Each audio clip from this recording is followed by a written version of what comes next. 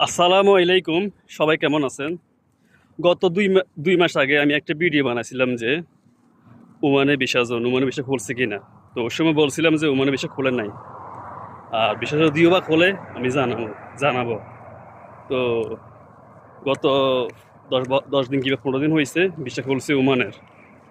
তবে সব ভিসা খোলে নাই, শুধু মাজরা ভিসা খুলছে। আর মাজরা ভিসা আসলেও সবজি বাগানে আসলে কোনো সমস্যা নাই, অথবা ঘাস কাটা আসলেও কোনো সমস্যা নাই। এদেশে ঘাসও আছে, বড় বড় ঘাস।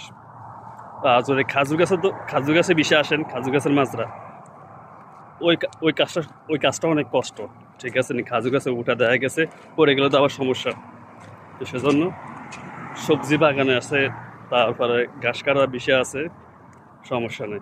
শুধু ঘাসের মাজরা বিষে খুলছে, আর কোনো বিষয় খোলে নাই।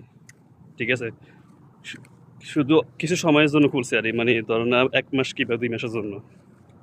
তো দেখা যাক, হয়তো আল্লাহ যদি দেয়, সব সব ইয়েতে খুলবে বিষয়, হোটেলের ভিসা কিংবা দোকানের ভিসা, সুপার মার্কেটের ভিসা, এগুলো এখন খোলা হয়নি।